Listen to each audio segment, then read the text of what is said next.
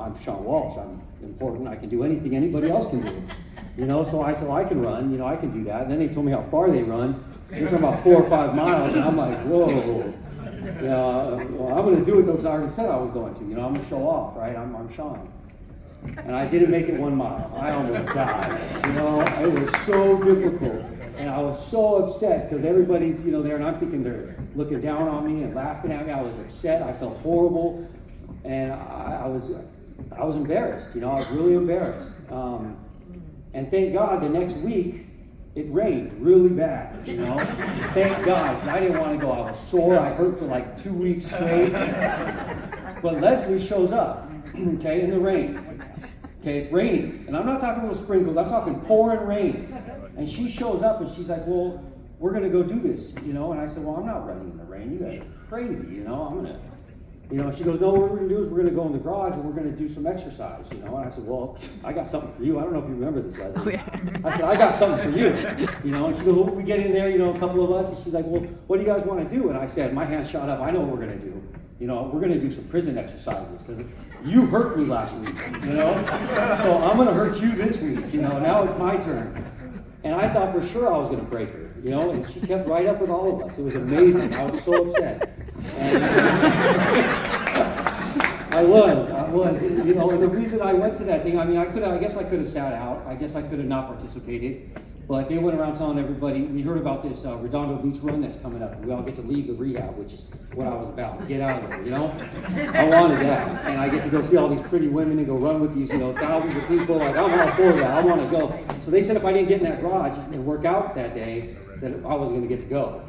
So that's why I was there, you know, and to, you know, kind of get a little get back, you know. But either way, you know, I'll tell you what, I stuck with it. You know, I made a commitment, and I was told in Fred Brown's that when you make a commitment, you stick to it. You know, my dad, you know, he died with a couple years sobriety. You know, he used to tell me a man sticks to his word. You know, if you say something, you do it, right? So I now try to do that, right? And because of strides, you know, I don't want to run all the time, even today. You know, I go every Tuesday, I take these guys at Beacon House out, and I don't want to show up sometimes. I have a full-time, I work 3 jobs, you know, tired, you know, I'm tired. I don't want to do it some days, but I show up. I don't think I've missed one session other than when I broke my ribs, you know. You know, I'm there all the time. I'm always there. I show up, suit up, and show up, and that's what I've learned in recovery, you know, and through strides. I've learned a whole hell of a lot of things, which I wrote down on this fancy paper here about 10 minutes ago, you know. These are things I thought I'd run out of stuff to talk about, so just in case I do, I have my notes, right? I don't have a cool little clicker thing. That would be nice. But, you know, there's things that I've learned in here that I thought were important that I want to share with you guys. Running with the group, you know, getting the support, finding like-minded people that are supportive, not only in the run, but in recovery. You know, that was real important to me. I work a lot today, but I also sit around on my days, on my time off. I like to sit and watch TV, you know, but that gets boring. You know, that gets really lonely, really boring. I'm sitting in my house. Netflix is my best friend, and it's horrible. You know, I feel horrible when I just sit around all day. If I get up, what I've learned is if I get up and you know, get my body into motion, whether I want to do it or not, especially when I don't want to do it, I feel great when I'm done. You know, my self-esteem has shot up through the roof because I've set small, they taught me to, you know, set small goals. She was talking, you know, one more step, just make it to the corner, you know, and I do that every time I run. I'll just make it to that light pole. I'll just make it, you know, to wherever, you know. I set those small attainable goals, one of which is I'm going to try to do a half marathon, you know, which is I've never done before. You know, the most I've done is a 10K, right? I've accomplished how many of those have you done, Trevor? Lots, yeah. I got a bunch of little medals, you know, Nice. that mean the world to me. Yes. You know, I have friends today that we all get together outside of strides too, and we go and participate in these runs because it's something that I found I can do in sobriety that I enjoy. Yes. You know, I may not be the best runner. Some of the guys at the Beacon House blow me away, dude. Those guys are rough, you know, but I enjoy it. You know, it gives me a feeling of I don't know, acceptance, I guess, to my friends and the groups. I get to participate in something that's positive and healthy in my life, which I've never done before. I didn't even know what those words meant. I thought healthy was like not eating at McDonald's, you know what I mean? Now I know it's exercising.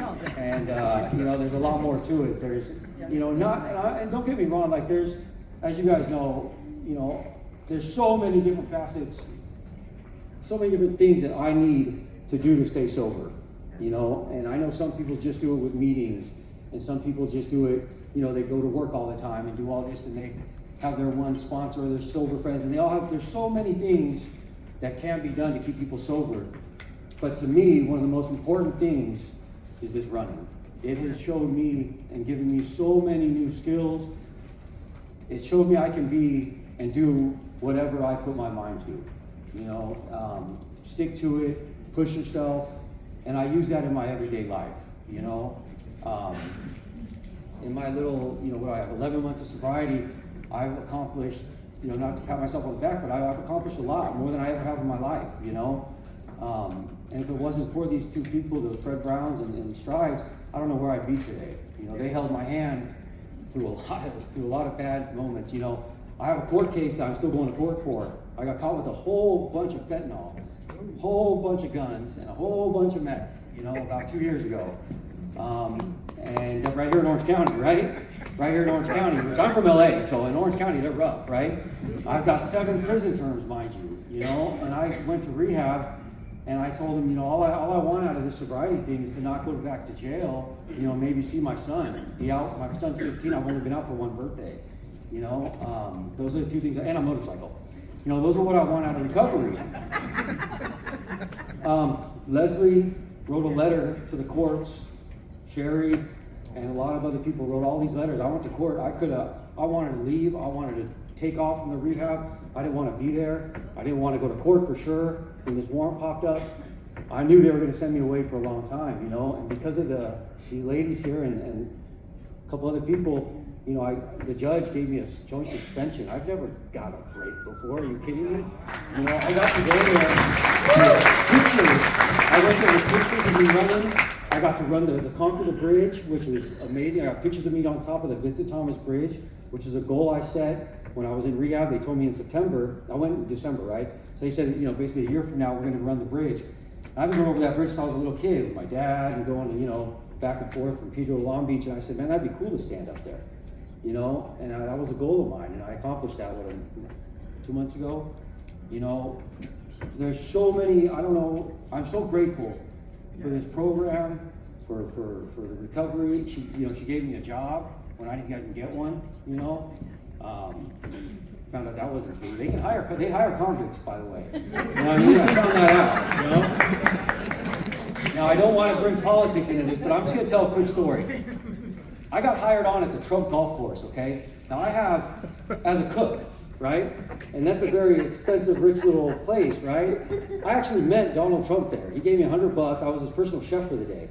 Now, I've been in prison 7 times. You know what I'm saying? I just got out at the time, like maybe 6-7 months prior to that. And now I'm shaking hands with one of the presidents. Like it was amazing the things that recovery has brought into my life. It's amazing.